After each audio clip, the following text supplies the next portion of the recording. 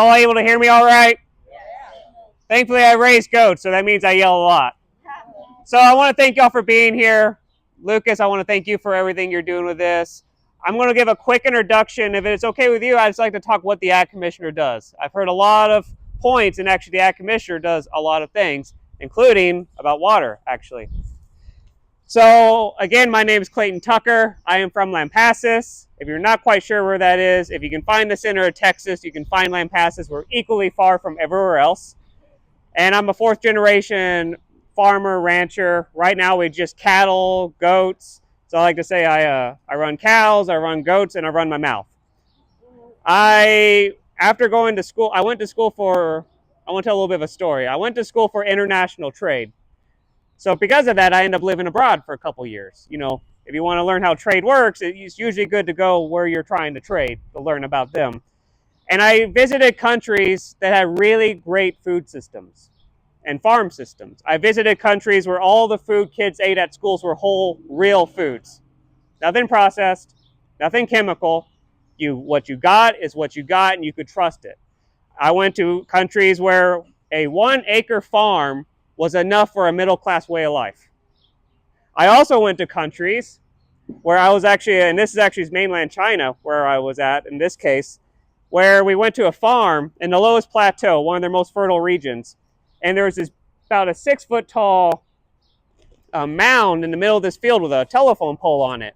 And we asked the farmer, why did you build this mound and put a telephone pole? He's like, oh no, that's just erosion.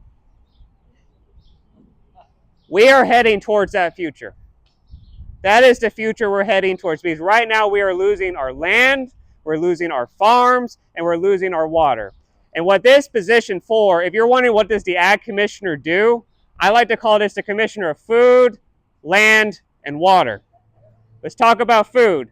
Food is way too expensive. And as we all know, it is not the farmers making the money. Oh boy, it is not us making the money. Who is making the money are these corporate monopolies. JBS, Tyson, Cargill, National Beef, Bayer Monsanto is a part of that problem. John Deere is a part of that problem. And they're not just a problem here. What they're doing is systematic throughout the Americas. They're destroying family. If it has the word local, they are trying to destroy it right now. They're destroying family farms in Mexico, and Honduras, and El Salvador, Brazil, Argentina. It is not just here that they're doing this. We've lost about 250,000 farms in Texas since the 1980s. 250,000. We lose 70 a week right now. And as Ag Commissioner, Texas is very, very unique. Texas is one of the maybe 3 states that can do this, where we can actually start breaking them up by ourselves without waiting for DC, without waiting for actually most of the folks in Austin as well, where the Ag Commissioner alone can start breaking them up, and that's what we're going to start doing on day 1. Let's talk about soil in our land. We are losing our land. We're losing a land to developments like that may be a data center. We are losing our land to other developments. And look, this isn't about being anti-economic development. I believe I speak for everyone when I say we're all for economic development. We're just not for being the sacrificial lambs for that economic development. And rural folks, particularly farmers, have been that sacrificial lamb. And it's actually even worse than that. I was talking to this expert, and what they were telling me, globally, we have maybe 80 to 100 harvests left before our soil is just depleted. So our soil is gone. And we're already seeing that with nutrition. My mammal's 95. When she was my age, I'm 35. I'm the first political nominee from either political party to be born in the 1990s. Please don't hold that against me.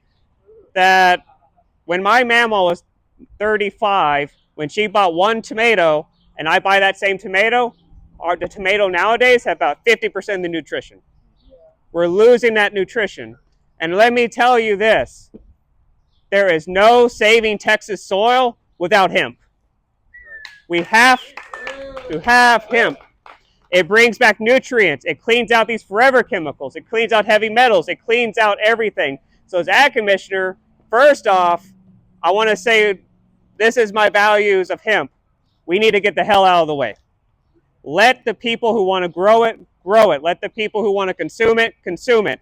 The only condition, and it's a very simple condition, I think we can all get behind this, no monopolies. We don't want a monopoly in hemp. We don't want a monopoly in any sort of cannabis. On the production, on the growing, anything. Let the folks do what they want. Now let's talk about the most important one, and that one is water. It's pretty bad when you say it's most important because I feel like we talked about pretty important issues. If we are not careful about these AI data centers coming to Texas, there's not going to be a Texas left. Even before they're coming, like Corpus Christi, Three Rivers, Wheeler, Abilene is going to be in this boat. The Panhandle is going to be in this boat. We are losing water at an incredible clip. And with these data centers, first off, they're not transparent with how much water they use at all. They actually lie quite a bit. I've talked to folks in Tennessee. Their well water is now toxic because of a data center. Their well water dropped about 25 feet, and they cannot drill a new well. And we're even talking to folks near Temple and Hubbard, where while they tell residents you can no longer drill wells, they are letting these data centers drill freely. We're talking to folks in Corpus Christi, where their water has also dropped by 25 feet, and also they're probably going to be out of water by September. And by the way, they're building at least 2 to 3 data centers that we know of. This also affects power. I talked to some folks out in Arkansas. Power rates doubled. Anyone here ready for your power bill to go up literally double? Yeah, I didn't think so. Now, the Ag Commissioner has some very unique powers not used since the 1980s. Literally, it's been a very long time. And that is, if something takes an incredible amount of water, we can stop it. Yeah. And that is what we will be doing on day 1. So, again, food, land, and water. That is what this office is about. I will be here for a little while longer. I got a very sick goat at home. They always pick the worst times to get sick. And I do want to thank y'all. I'm here with y'all in this fight. Yes? How are you going to stop that? How are you going to... The AI data centers? Yeah. So we can issue, the first thing we're going to do, day 1 issue, is called agricultural impact studies. It is a power very unique to the Ag Commissioner. No one can stop us from doing it. Once it's issued, it's like an environmental study, but focused on agriculture. So I'm going to say, I want to know how, I'm just going to say that's a data center. I'm not 100% sure if it is. But if that's a data center, I want to know how their water consumption affects agriculture. I want to know how their noise affects agriculture. I don't know if y'all heard, but the noise, it travels for 5 miles. It causes cattle, in some cases, to lose 30% of their body condition. Same with goats and sheep. It causes heart murmurs, heart attacks in humans, early onset dementia, I've read reports. It also causes chickens to lay 50% less eggs. So, assuming that's a data center, I want to know how that's going to affect agriculture locally. You pause it long enough, this is a bubble. If you look at their supply chains, the Iran war destroyed their supply chain. They have to have helium to create these things. Two places in the world create helium, Qatar and Texas. Qatar got bombed. They're about to legitimately run out of computer chips. So if we delay it, even by 1 to 2 years, we stop them. Yes, sir. Another question, Commissioner, future Commissioner. Yeah. I wanted to ask you, is it possible to create a system by which data centers, AI companies, blockchain company, which is an industry I know very well, could reinvest into agriculture? Mm-hmm. Like something positive so that they live together? Yeah. So there's a couple conditions that we're setting up that if a center meets these conditions, I think they could be a net benefit. One, they have to use water-free technology. The University of Houston created a data center that uses a plant-based oil.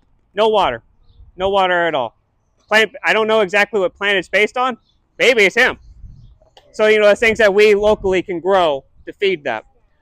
I want them to legitimately create their own power sources and to pay for all the connections, and 25% of the power they have to generate is donated to the public for free. I also want to make sure that they're not put on our most fertile farmland. We are losing our blackland prairie in particular. The inner hill country kid in me is very jealous of all this good soil. I have a lot of rock and caliche. But I think if we can do that, there's also some emerging technologies, new types of computer chips that create no heat. And because they create no heat, use a lot less power. The noise vibrations drop down dramatically, and that removes the noise vibration issue. So we're probably, honestly, even if we delay them by 1 to 2 years, 5 years at the most, I think that technology will be ready for its prime time. Again, not about being anti-development. I just don't want us to be sacrificial lambs for it. I saw a hand over here. One more stipulation to that. Yes, ma'am. That all of these data centers have rainwater capture built into their Love it. If they make green roofs and gutter the whole thing, they don't need the community's water. They Mhm. have more water than they need. Love it. I'm gonna try to remember that one. So that's great. Any other questions?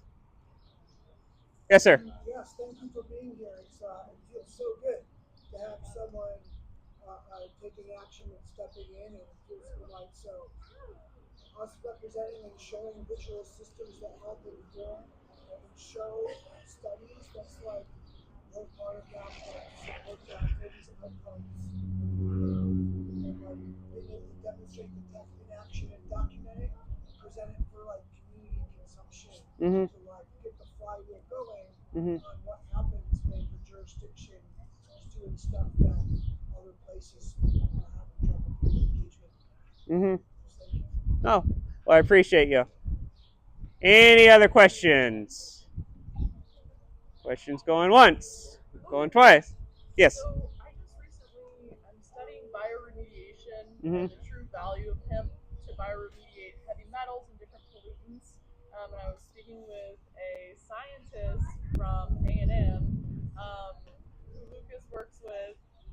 And so I just want to make sure that, there's a lot of these claims. I think we all have a lot of hope about how we can find solutions through land stewardship.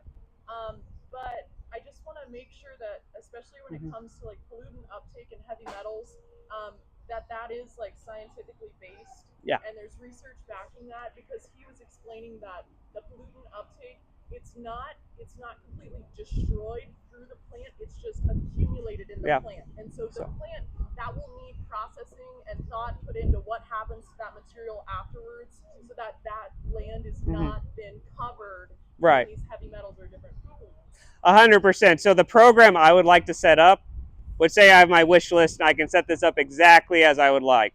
So I'm going to use Johnson County, for instance. They have a lot of, there are so many forever chemicals in their food, their cattle are literally dropping dead. Like, that's how bad it is. Where we would set up a program and they grow hemp. I've read reports that it usually takes 2, 3, or 4 harvests to get enough of it out. A little bit more research needed. But where they grow it, the ag department buys it from them at a fair market price, and then we dispose of it in a way that's chemically safe. That might mean throwing it in a salt mine, never to be seen again.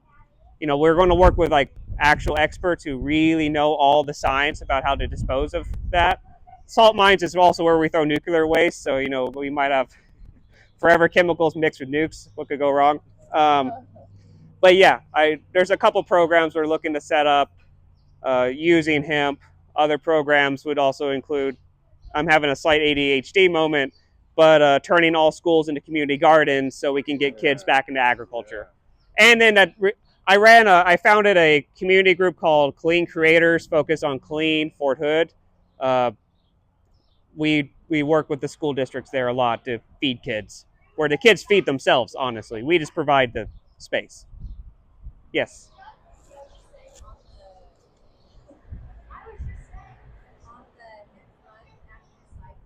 Mm-hmm. Okay. Mm-hmm. Yeah. Mm-hmm. That's fantastic.